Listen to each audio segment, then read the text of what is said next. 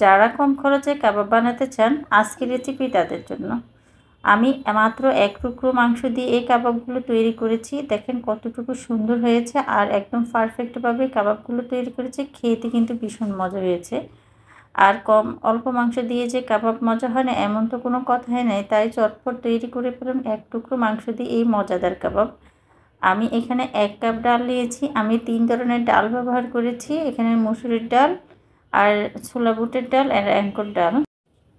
এই ডালগুলোকে আমি প্রায় 2 ঘন্টা ভিজিয়ে রেখেছি। ভিজিয়ে নেওয়ার পরে পরিষ্কার করে ভালো করে ধুয়ে তারপরে এখন আমি সিদ্ধ করে নিব। এখানে নিয়েছি 1 টুকরো মাংস।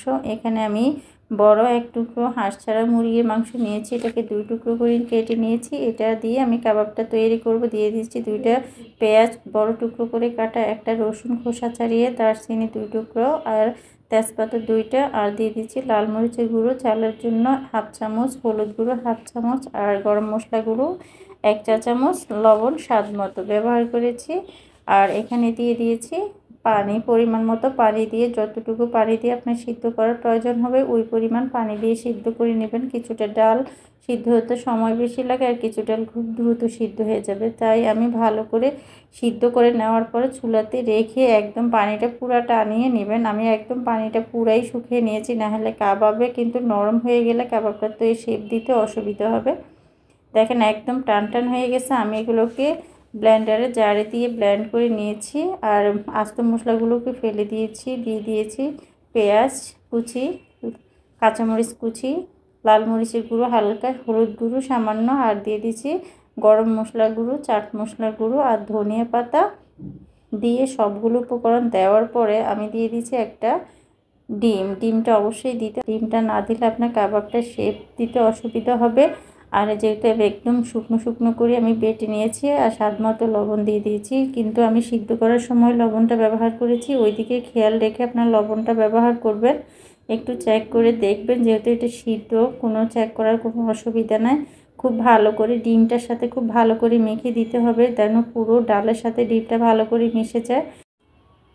ডিমটা কাবাবের মিশ্রণটির সাথে খুব ভালো করে মিশিয়ে নিতে হবে, না হলে কিন্তু কাবাবটা যখন ভাজতে যাবেন তখন কিন্তু তেলে ছেড়ে দিবে আর ফেটে যাবে আর তেলটা ভিতরে ঢুকে যাবে। এর জন্য খুব ভালো করে কাবাবের মিশ্রণটির সাথে ডিমটা ভালো করে মিশিয়ে নিতে হবে, তাহলে আর কাবাব ফাটবে না আর কোনো রকমের ফাটল থাকা যাবে না। এভাবে কাবাবের শেপ দেওয়ার পরে একদম মসৃণ হতে হবে ভালো করে। এই জন্য ভালো করে কাবাবের মিশ্রণটি মেখে নিতে হবে। এভাবে সবগুলো কাবাব আমি শেপ দিয়ে নিয়েছি, একদম কোনো ধরনের ফাটল রেখে নিয়ে মসৃণভাবে এর কাবাবগুলো তৈরি করে নিয়েছি। সবগুলো কাবাব তৈরি করার পর আমার যে মিশ্রণটি রয়ে গেছে এগুলো কিন্তু আমি বক্সে করে ডিপ ফ্রিজে রেখে দেবো। 2-3 দিন পরে এরপর খেয়ে নিতে হবে। বেশি দিন রাখা যাবে না, যেহেতু পেঁয়াজ ব্যবহার করেছি। আর চুলাতে একটা কড়াই বসিয়ে পরিমাণ মতো তেল দিয়েছি, কিন্তু আমি ডুবো তেলে ভাজি নিয়ে অল্প তেলে ভেজে নিয়েছি, দেখে বুঝতে পেরেছেন নিশ্চয়। আর আপনারা চাইলে ডুবো তেলে ভাজতে পারেন। আমি অল্প তেলে ভেজে নিব, কারণ বেশি তেল নষ্ট করব না, নাহলে এই পোড়া তেল জমে যাবে। এই জন্য আমি অল্প তেল দিয়ে কাবাবগুলো ভেজে নিয়েছি। আর এটা অল্প দিলেও অনেকে বলে যে অল্প তেলে ভেজে নিলে একটু তেলে কাবাবগুলো ছেড়ে দেয়, এমন কিছুই না। দেখি বুঝতে পেরেছি নিশ্চয়। আমি তেলটা যখন ভালো করে গরম হয়েছে আর এই ফেনা ফেনা ভাবটা হয়েছে, আমি ডিমের যে মিশ্রণ দিয়েছি এই জন্য এরকম কাবাব ভাজার সময় এরকম ফেনা ফেনা হয়, কোনো সমস্যা নেই। এক পিঠ যখন খুব ভালো করে গোল্ডেন ব্রাউন হয়ে যাবে, চুলার তাপটা অবশ্যই মিডিয়াম হাইয়ে রাখতে হবে, না হলে কিন্তু কাবাবগুলো ভেঙে যাবে। মিডিয়াম লো হিটে রেখে কাবাব ভাজলে কাবাবটা ভেঙে যায়। এইভাবে মিডিয়াম হাইয়ে রেখে কাবাবটা যখন এক পিস যখন গোল্ডেন ব্রাউন হয়ে যাবে তখন উল্টে দিতে হবে। আর কোনো প্রকার বেশি নাড়াচাড়া করা যাবে না। এভাবে যখন একদম ভালো করে হয়ে যাবে, 2 পিঠ লাল লাল হয়ে যাবে, তখন উল্টিয়ে পাল্টিয়ে একটু ক্রিস্পি করে বেছে নেবেন। কাবাবের উপরের লেয়ারটা হবে একদমই ক্রিস্পি আর ভিতরে হবে সফট। খেতে কিন্তু ভীষণ মজা। এরকম কালার করে বেছে নিয়েছি। আপনারা আপনাদের পছন্দ অনুযায়ী কালার করে বেছে নিতে পারেন, আর একটু লাইট আর গোল্ডেন রাখতে পারেন। এভাবে সবগুলো কাবাব আমার ভাজা হয়ে গেছে।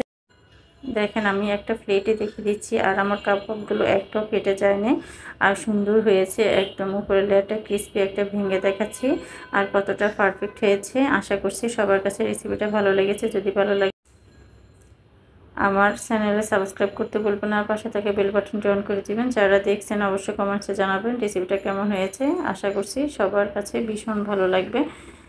একবার বাসায় তৈরি করে খেয়ে তারপরে কমেন্টসে জানাবেন। আর সবাইকে ধন্যবাদ জানিয়ে শেষ করলাম আজকের আয়োজন। আবার দেখা হবে অন্য কোনো দিন অন্য কোনো সহজ রেসিপি নিয়ে। আল্লাহ হাফেজ।